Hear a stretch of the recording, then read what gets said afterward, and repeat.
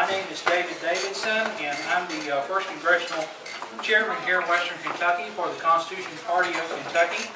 And I'm facilitating what has come to be called CP West Kentucky, or the Constitution Party of Western Kentucky. Tonight we'll begin this year with just the first of many meetings to come, and we'll begin this new year with a renewed sense of hope and optimism for our future. This document that I hold in my hand is not that hard to understand, and it should not be that hard for our representatives to follow and understand, but it is. Think about it. They are either busy interpreting it, or understanding it, or regarding it as a living, breathing document. But what it is, in fact, is a means by which for us to govern ourselves, govern our lives accordingly, and we have, I feel, some gentlemen here tonight to help us to see that even more than what we see it now. At this time, I would like to, if I may, turn the floor over to Miss Darlene Price and have her come up and say a few words. Would you like to do that? Would you like to do that? I'll gladly open the floor to her. Let's welcome Miss Price.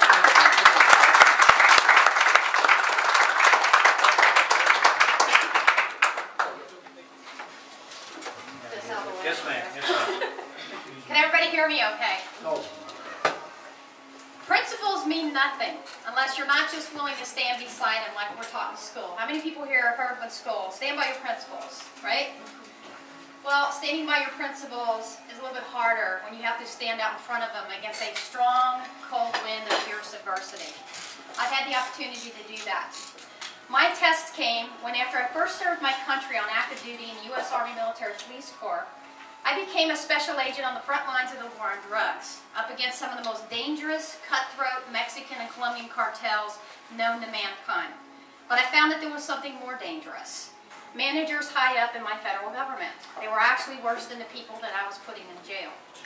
I found this out when they allowed in what would have been the largest seizure on record for any agency. I seized 8,000 pounds of marijuana and 34 kilos of uncut cocaine, and there's a picture of that in that table out there.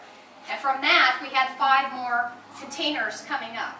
This would have been the largest seizure, 25 to 40 tons of contraband, and these corrupt managers let it in. Now, when we blew the whistle on this, my task force and I, they came after us. Folks, we endured some of the worst threats, retaliation, intimidation, blackmailing, blackballing that I pray no one in this room should ever have to endure. But I'm proud to say that we did not back down and we did not go quietly into the night. We stood up to this and we fought back.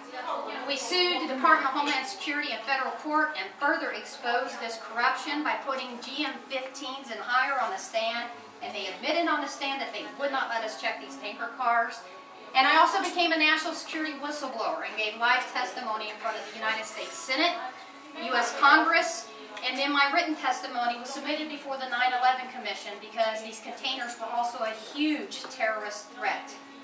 Now, along the way in this battle against government corruption, I locked arms with other whistleblowers from virtually every agency in our federal government, and we came to a very solid conclusion, a very inconvenient truth. There's a reason that this is happening. There's a reason that we have no whistleblower protection for federal government employees in the military, the people on the front lines of your national security. There's a reason that we have crappy health care in this country, but we pay 10 times more for it than any other country. There's a reason our education is substandard. There's a reason for a lot of things going in the hole in this country. These are the symptoms. The disease is crony campaign financing.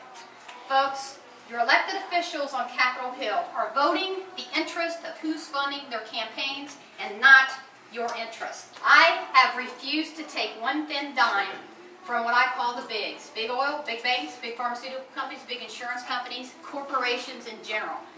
If you pull my FEC filing up, you will see there's not one PAC, Political Action Committee, that's how they hide this money, or friends of, no money from these people. I'm winning the old-fashioned way. It's called network marketing. How many people here have heard of network marketing? Okay. It's how Mary Kay Cosmetics became Mary Kay Cosmetics without ever running a commercial. Multi-million-dollar industry. It's how Tupperware became Tupperware without ever running a commercial. Because let's face it, folks, what do when they go to Wall Street and get this money? They run big mudslinging ads. That's what they do with this money. I think people want to know what's wrong and how are you going to fix it. This is how I'm going to fix it. First off, I'm going to have the credibility, because I won't be bought off when I get up there, to pass a simple bill.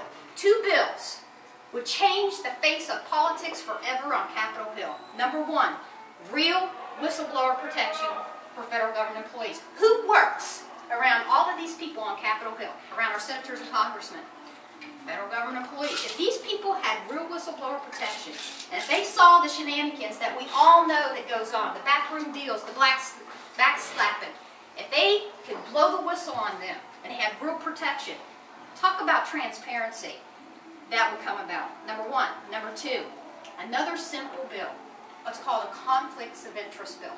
We have enforced laws for our judges running for office, conflict of interest laws, for years, right? If our judges, local judges, not federal appointees, if they run for office, they're allowed to take campaign money, are they not?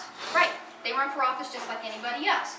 Now, if this lovely man here is running for judge, and he takes a bunch of money from this lovely lady here, and then she appears in front of him in court, what by law does he have to do? He has to recuse himself, because it's what?